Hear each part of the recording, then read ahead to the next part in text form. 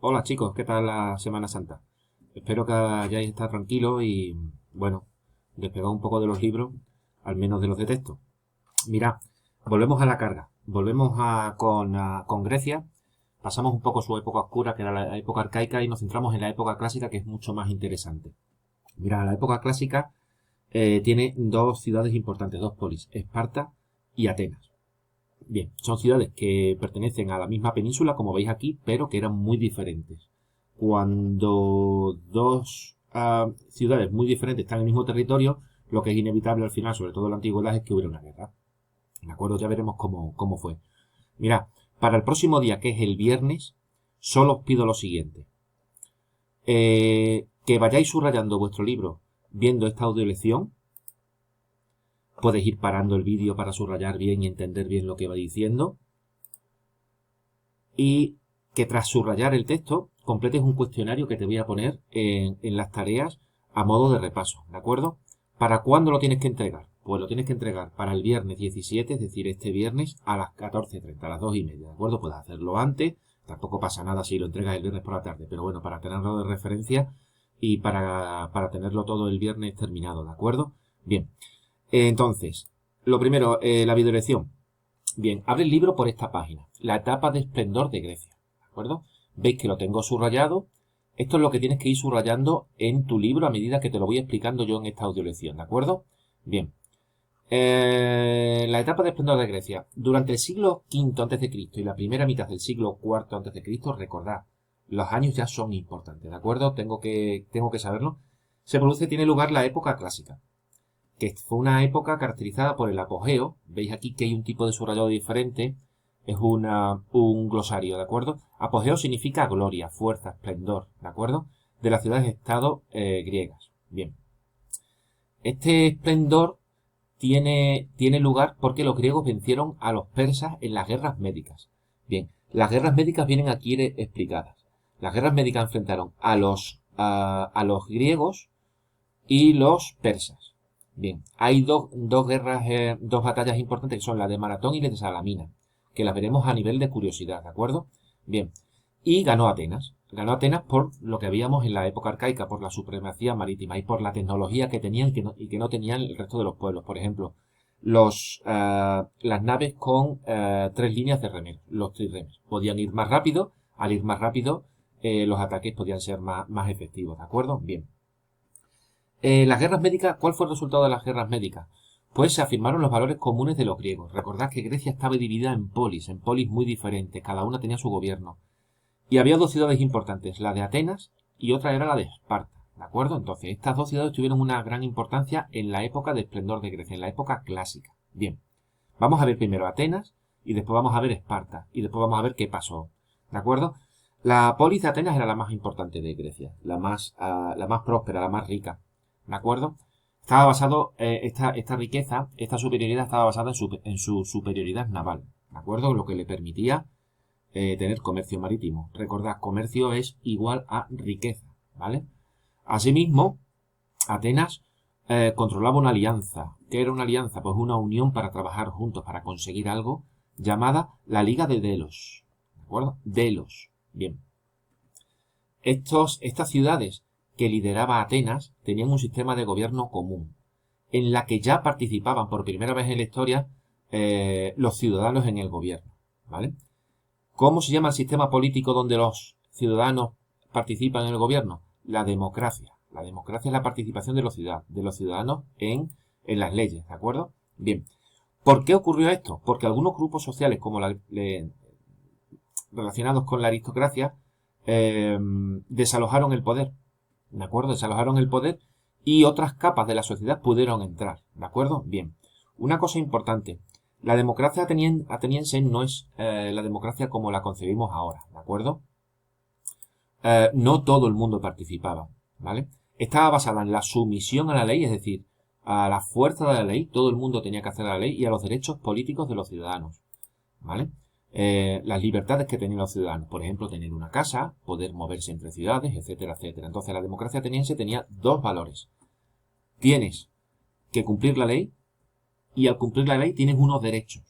Puedes hacer cosas, ¿de acuerdo? Bien. Este sistema de democracia fue el resultado de la labor colectiva del pueblo ateniense y de figuras como Pericles. Ya veremos algo de Pericles, ¿de acuerdo? Bien. Los ciudadanos atenienses podían participar de forma directa en el gobierno de la polis, a través de instituciones. ¿De acuerdo? De todas estas instituciones en las que el pueblo podía participar en las instituciones, vamos a destacar dos. No todas estas que vienen aquí. Vamos a ver la Asamblea Popular y el Consejo de los 500. Bien, ¿qué era la Asamblea Popular? La Asamblea Popular era una asamblea, era una reunión de personas en las que cada ciudadano tenía derecho a hablar y a votar. Y en ella se debatían las propuestas y leyes que elaboraba el Consejo de los 500 o el Consejo de Sabios, que era quien redactaba las leyes. ¿De acuerdo? Bien. De cualquier modo, el concepto de democracia en Atenas era limitado. Ya os he dicho antes que no es como la concebimos ahora, ¿de acuerdo? Y no integraba a todos los miembros de la sociedad. Mirad, no eran ciudadanos, es decir, no participaban en las decisiones ni los extranjeros, ni los esclavos, ni las mujeres. Entonces, estas personas no podían participar en la Asamblea Popular. Entonces, era una democracia sui generis, ¿de acuerdo? Muy bien. Vale. ¿Cuál era la otra gran ciudad de la Hélade importante? Bien, Esparta. Bien. Después de las guerras médicas, aquellas guerras en las que la Hélade, los griegos, derrotaron a los persas, Esparta se convirtió en una potencia militar, en algo, un país, en una polis muy fuerte, ¿de acuerdo? Bien. Y entonces empezó a rivalizar con otras polis. Y sumó a otra serie de ciudades. Bien. La de Atenas se llamaba la Liga de Delos y la de Esparta la Liga del Peloponeso. Bien. Bien, Esparta era muy diferente a Atenas. La economía de Esparta estaba basada básicamente en la agricultura, más que en el comercio. La tierra era del Estado, que se la daba a los ciudadanos y también con ese lote le daba esclavos. ¿Vale? Estos esclavos en Esparta se llamaban los hilotas. ¿De acuerdo? Bien. Mirad qué diferente era el sistema político de Esparta. De hecho, tenía dos reyes al frente. ¿De acuerdo? A este sistema de gobierno se le llama diarquía. ¿De acuerdo? Monarquía es un rey, diarquía son dos reyes. ¿De acuerdo? Bien. Los dos reyes procedían de la aristocracia.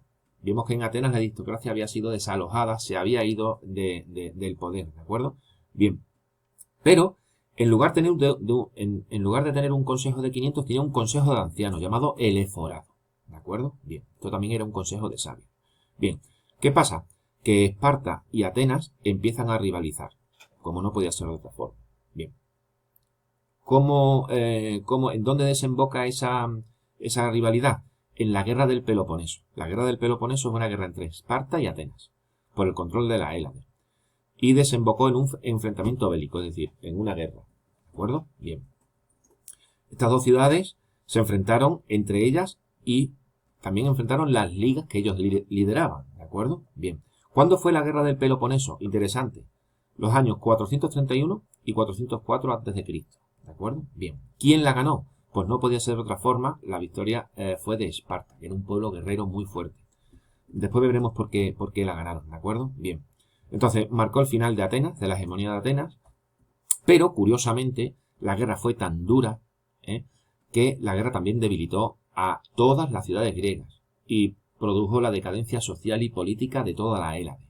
A partir de ahí empezaron otros reinos a tomar el poder, ¿de acuerdo? Entonces, la guerra del Peloponeso fue una victoria de Esparta, pero provocó el debilitamiento de todas las polis, ¿de acuerdo? Con lo cual no fue una buena noticia para Grecia. Bien. ¿Por qué ganó Esparta la guerra? Bien, Esparta ganó la guerra. Mira, este texto no lo he subrayado, pero es interesante. Dice, todos los ciudadanos de Esparta debían ser soldados a tiempo completo. Todos los ciudadanos. Y pasar su vida entrenándose para la lucha. Así, los ciudadanos espartanos vivían en condiciones muy duras y residían desde niños en un cuartel militar. En Atenas se propiciaba más la cultura, la escritura, la lectura, la escultura. Pero en Grecia los niños eran soldados desde el principio, ¿de acuerdo? Y se preparaban físicamente desde la más tierna niñez, ¿de acuerdo? Bien. Una vez que hemos terminado esto, pero un poco de resumen, la etapa de esplendor, Atenas y la democracia, la democracia ateniense, que era una democracia sui generis, ya sé, especial. Después Esparta, la guerra entre los dos, entre la guerra del Peloponeso. Bien, aquí vienen una serie de actividades, pero no las vais a hacer todas, y no las vais a hacer en papel, sino que las vais a hacer en un Google que os voy a pasar, ¿de acuerdo? Son unas preguntitas que una vez las tengas hechas, le das al botón de enviar y yo te las corrijo, ¿de acuerdo? Como una nota de clase. Bien, bueno, recuerda que lo primero que tienes que hacer es ir viendo este vídeo y repasando y leyendo bien la historia de la época clásica, ¿de acuerdo? Bien, pues nada chicos, mucha suerte y a empezar el tercer trimestre con fuerza. Espero que estéis todos bien. Chao.